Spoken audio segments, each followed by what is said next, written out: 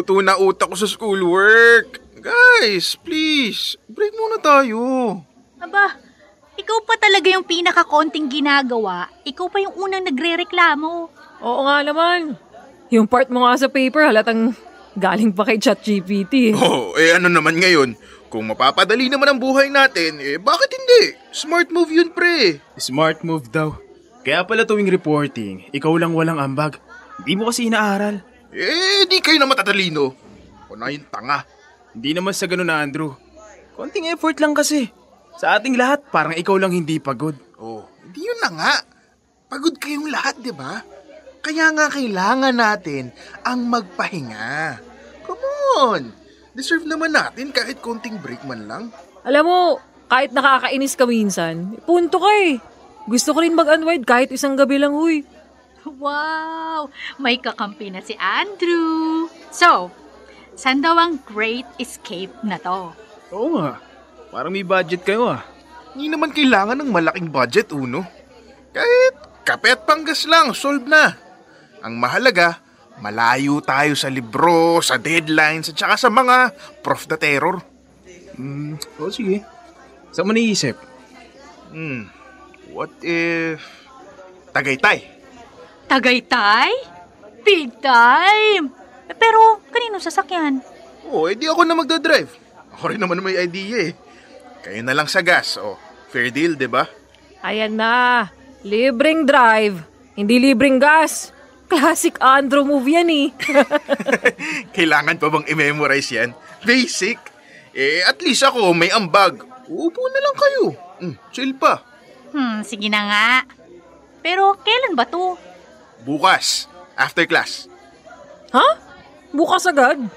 7 p.m. tapos ng last subject natin ah. And hello, may pasok pa tayo kinabukasan. Gabi na yun. Sige na. Pagbigyan na natin si Andrew. Minsan lang yung magaya. Para rin to sa inyo guys. Lahat tayo drained na. Kailangan lang natin magtanggal ng stress bago tayo tuluyang mabaliw sa thesis na to. Sige ah. Pero kanya-kanyang diskarte sa pagpapaalam to ah. Alam niyo namang hindi ako papayagang gumala ng ganong oras. Sino bang may sabing magsasabi ka ng totoo? Diskarte nga, di ba? Aba, kayo talaga. Tuturuan niyo pa akong magsinungaling. Pwede ka namang di sumama, Mia. Asif, Queen of FOMO yan eh. Oo na. Titingnan ko kung paano ko ipepeke yung group study na yan. Yung basic. Dear Love, ako si Uno, graduating student. Sa 4 na taon ko sa kolehiyo, kasama ko na sina Andrew, Mia at Alin. Sila ang naging kaklase, kabarkada at pamilya ko na rin. Si Mia ang bunso. Madaling mauto pero laging nagbibigay kulay. Si Andrew, tamad pero siya rin ang life of the group. Si Alin, ang leader. Laging may plano at may sense. Ako, tahimik lang. Sabay lang sa agos.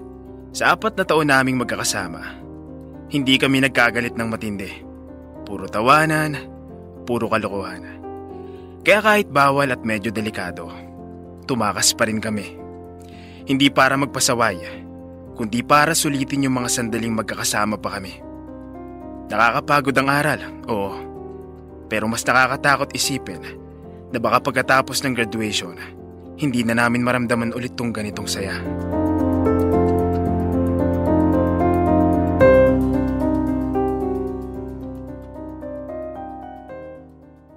Ma, nakita niyo ba yung isang pares ng medyas ko? Yan ang bang sinasabi ko, Uno. Lagi na lang ganyan. Bibig kasi ang pinangahanap. Nasa cabinet lang yon. Ayun, nakita ko na. Naman, aga-aga, init agad ng ulo niyo. Hindi ako galit. Napapagod lang ako sa kakasaway. Yung baon mo, nasa mesa. Bilisan mo, late ka na naman. Opo.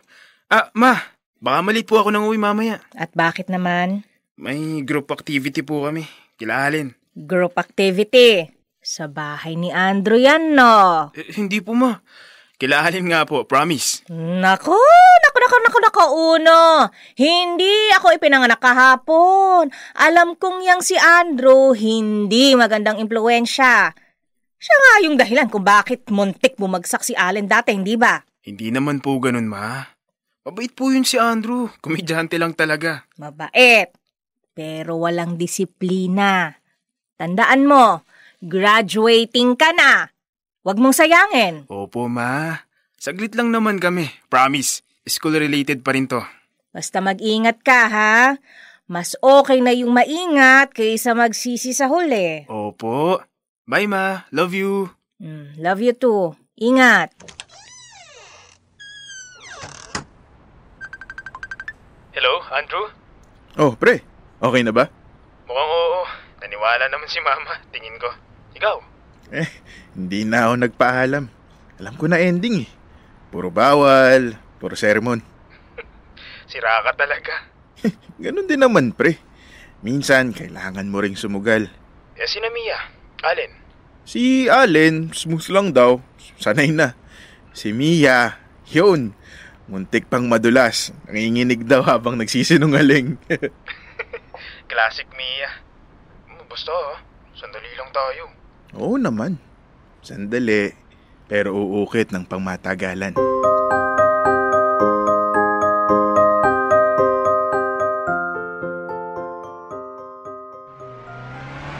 Let's go! Tagaytay! Andrew! Dahan-dahan lang sa pagdadrive. Baka hindi tayo umabot sa Tagaytay niyan eh. Diretsong bangin agad. Oo nga pre, easy lang. Hindi tayo nakikipagkarera. Grabe kayo. Parang di nyo naman ako kilala. Safe driver to. Safe daw. Pero nung huli kang nagmaneho, halos mapigtas yung seatbelt ko sa takot. Hala si OA. Nakarating naman tayo ng buhay, di ba? Buhay nga. Pero halos tumigil yung puso ko sa kaba, no? Relax lang guys. Enjoy lang tayo tonight. Tagal na rin nating di nakakagala ng ganito oh. O siya nga pala, kasali ba kayo sa Halloween party sa school? Basta ako par, pas ako dyan. Yoko ng ganyan-ganyan eh. Ay alam mo, Shame. Sila na lang. Sila naman yung mahilig magpapansin. Ay nako, totoo. Costume daw. Pero wala namang natatakpan. Halloween pero puro pa sexy lang. Mas mabuti pa, tayo na lang gumawa ng sarili nating Halloween party. Yung legit. Legit? Paano? Ghost hunting. Ayan na naman. Yung mga alanganin mong trip, Andrew eh. Oo nga. Naalala mo ba nung pumunta tayo sa abandoned hospital sa Pampanga? Naiwan po yung tsinelas ko nung tumakbo tayo. O diba, memorable? Masaya naman ah. Masaya, oo. Pero kung nahuli tayo ng guard nun, kulong tayo, huy, par. Imbis na multo, security guard yung humabol sa atin, oh. Okay, sige. Di adventure. Pero promise, mag-iingat na tayo next time. Sana nga, may next time pa, no? Oh, ayan na. No drama na. Road trip to, hindi sermon.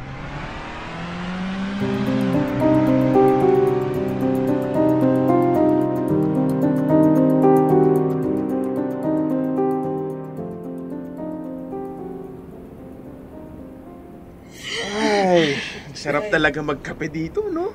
Ang lamig ng hangin. Sobrang lamig. Parang gusto kong bumili ng 3 jacket. Oo nga. Ano mga par? Anong plano nyo after graduation?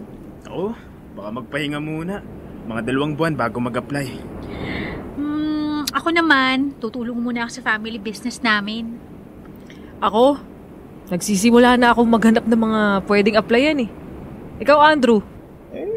Ewan ko. Ang tanungin nyo muna kung makakagraduate pa yan si Andrew. Hoy, ang kapal ng mukha mo, Uno. Ay nako. Pero biro, Drew. Ano bang plano mo? Wala pa talaga, par. Baka mag-asawa na lang ako ng sugar mommy. Ayun, easy life. Kadiri ka talaga. Hindi malabo. Bagay sa'yo eh. Tulungan niyo ako. Huy! Mga par! Narinig niyo yun? Parang may humihingi ng tulong. Guni-guni niyo lang yan. Tulungan niyo ako. Hala, nasaan galing yun? Huy! Mga par, parang tunog hinaras ah.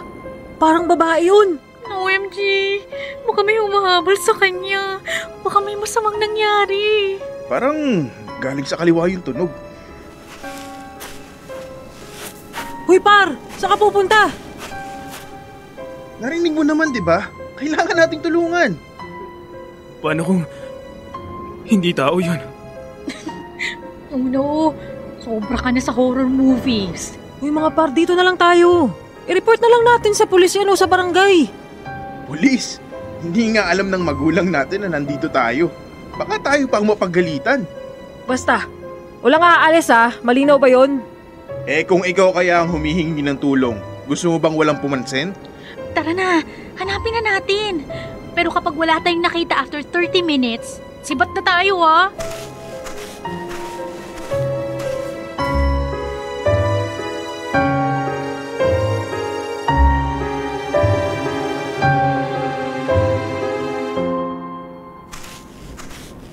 Andrew, bangin na ata itong dinadaanan natin. Tara na kaya. Napakaduwag nyo naman. Unting dilim lang, takbo agad. Uy par, bumalik na kaya tayo. Wala na tayo naririnig Delikado na to. Par, unting malasakit naman. Pero malayo na tayo sa sasakyan natin par. At parang paikot-ikot na lang tayo dito Guys, parang kanina pa tayo dito Dumaan na tayo sa punong yan kanina, di ba? Oo nga, pati itong bato. Pareho, paulit-ulit lang tayo sa daan na to. Naliligaw lang tayo. Konti pa, baka nandyan lang talaga. Wala na mga par. Wala na yung sumisigaw Kanina pa tayo naghahanap dito, wala tayong nakikita. Bahala kayo! Kung gusto nyong bumalik, mauna na kayo. Andrew, halika na. Hindi to nakakatuwa. Guys, bahala kayo pero ako, babalik na ako sa sasakyan. Tama si Mia. Mga par, tara na. Huy, Andrew! Bumalik ka kagad Huwag ka nang lalayo. Okay. Guys, pagod na ako. Ako rin. Bakit kasi hindi natin kinabisado yung daan pabalik? Mga par, alam kong weird to pero baka kailangan nating magbaliktad ng damit. Ha? Para saan? Naliligaw na ba tayo? Si Andrew talaga pahamak. Sabi nga ni Mama, delikado gumala lalo na kung graduating. Ayan, napasubo tuloy tayo. Guys, natatakot na ako. Kasalanan doon lahat ni Andrew Ay, wala ring signal. Dead spot na dito. Ha? Ano yun? Baka hayop lang yan. Hayop? O baka hindi? Guys, gusto ko na umuwi.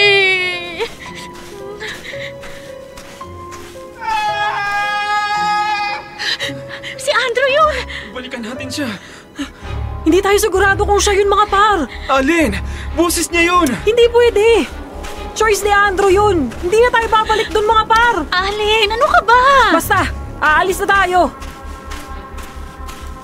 Ayan, nakikita ko na yung sasakyan. Finally, umuwi na tayo. Paano? Si Andrew ang may susi. Oo nga pala. Teka, si Andrew ba yun? Nasa loob na ng sasakyan? Ha? Siya nga. Lagot yan sa akin.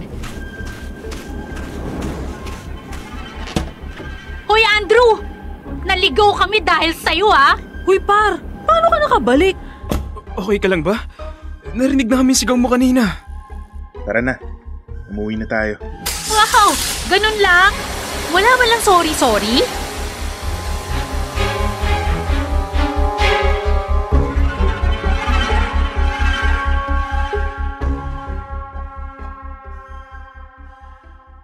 Dear love, umalis kami ng Tagaytay ng walang imikan. Tahimik si Andrew. Minsan umiiyak. Minsan tumatawa mag-isa habang nagmamaneho. Walang kumibo sa amin. Takot kaming magsalita. Isa-isa niya kaming ibinaba sa kanya-kanya naming mga bahay. Pero ni isang paalam o ingat ay wala. Hindi na siya sumagot sa mga tawag. Hindi rin pumasok. Ilang araw lang. May balitang kumalat. May natagpo ang bangkay ng binata sa bangin sa Tagaytay. Si Andrew. At hanggang ngayon, ang tanong na hindi namin masagot, Kung si Andrew ang patay, sino ang naghatid sa amin pauwi?